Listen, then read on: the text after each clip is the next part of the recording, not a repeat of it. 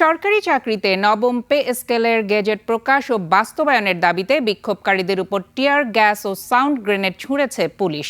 সকালে আন্দোলনরতরা প্রধান উপদেষ্টার বাসভবন যমুনা অভিমুখে মিছিল নিয়ে গেলে প্রথমে শাহবাগে তাদের বাধা দেয়া হয়। তাতে কাজ না হওয়ায় পরে দফায় দফায় টিয়ার গ্যাস ও সাউন্ড গ্রেনেড ছুঁড়ে বিক্ষোভকারীদের ছত্রভঙ্গ করার চেষ্টা চালায় পুলিশ। পরে আন্দোলনকারীরা পিছু হটে হোটেল ইন্টারকন্টিনেন্টাল মোড়ের দিকে অবস্থান নেয়। সড়কের দুই পাশেই ব্যারিকেড দিয়ে পুলিশের বাড়তি সদস্য মোতায়েন করা হয়েছে। এদিকে দফায় দফায় টিয়ার গ্যাস ছোড়ায় কয়েকজন আহত হয়েছেন বলে জানা গেছে। সরকারি কর্মচারী দাবি আদায় ঐক্য পরিষদের ব্যানারে এই কর্মসূচি পালন করা হচ্ছে।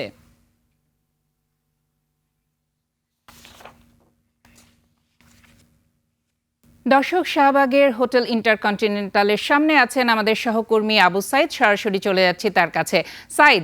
সাইদ, বিক্ষোভকারীরা কি বলছেন? তাদের কর্মসূচি সহ সেখানকার সবশেষ পরিস্থিতি আপনার কাছে কি আছে, আমাদের একটু জানাবেন।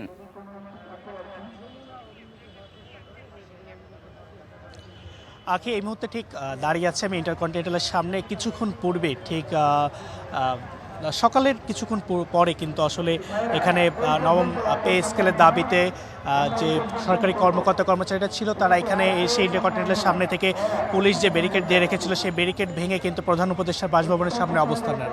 তার পরবর্তীতে কিন্তু পুলিশের পক্ষ থেকে বারবারই তাদেরকে সেখান থেকে সরে যাওয়ার নির্দেশনা দেওয়ার পরে আলটিমেটাম দেওয়া হলেও কিন্তু তারা সেখান থেকে সরেননি। পরে আমরা লক্ষ্য করেছি সাউন্ড গ্রেনেড এবং টিয়ার শেল নিক্ষেপ করে কিন্তু তাদেরকে সেখান থেকে কিন্তু সরিয়ে দেওয়া হয়েছে। এবং পরবর্তীতে আমরা দেখলাম যে আসলে কয়েক দফায় যে টিয়ার শেল এবং সাউন্ড গ্রেনেড সেটি নিক্ষেপ করা হয়েছে, অর্থাৎ একবারেই যে তাদেরকে ছত্রভঙ্গ করতে পেরেছিল ব্যাপারটি এরকম না। পুলিশের পক্ষ থেকে আমরা লক্ষ্য করেছি যে সর্বপ্রথম তারা চেষ্টা করেছে, কিন্তু পরবর্তীতে তারা যখন ছত্রভঙ্গ করতে পারেনি তখন কিন্তু আসলে পুলিশের যে কমিশনার তিনি কিন্তু স্বয়ং এখানে ঠিক প্রধান উপদেষ্টা বাসভবনের সামনে এসে উপস্থিত হয়েছেন এবং সেখানে তিনি নির্দেশনা দিয়ে এবং তার নির্দেশনা এবং তিনি কিন্তু সরাসরি কমান্ড দিয়েছেন যারা ছিল পুলিশের, এবং তাদেরকে কমান্ড দিয়ে কিন্তু সেখানে যে যারা ছিলেন তাদেরকে ছত্রভঙ্গ করেছেন। এক পর্যায়ে কিন্তু আমরা যেমনটি লক্ষ্য করি যে প্রধান উপদেষ্টার বাসভবনের সামনে থেকে যখন আন্দোলনকারীদেরকে ছত্রভঙ্গ করে দেয় তখন তারা ইন্টারকন্টিনেন্টালের ঠিক সামনে তারা অবস্থান নেন। ইন্টারকন্টিনেন্টালের সামনে তারা যখন অবস্থান নেন তখনও কিন্তু পুলিশের পক্ষ থেকে তাদেরকে আলটিমেটাম দেওয়া ছিল যে আপনারা সরে যান, কিন্তু তারা যখন সরেনি তখন পুলিশের পক্ষ থেকে আবারও টিয়ার শেল সাউন্ড গ্রেনেড নিক্ষেপ করে তাদেরকে কিন্তু পুরো জায়গাটিতেই কিন্তু আসলে তাদেরকে ছত্রভঙ্গ করে দেওয়া হয়। এবং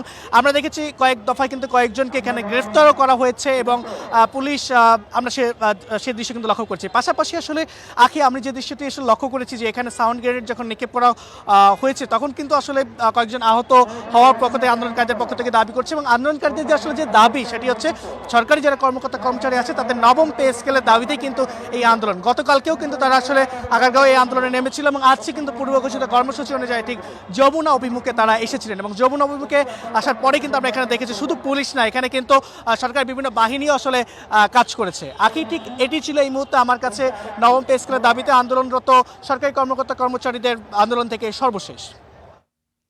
সাইদ, আপনাকে ধন্যবাদ।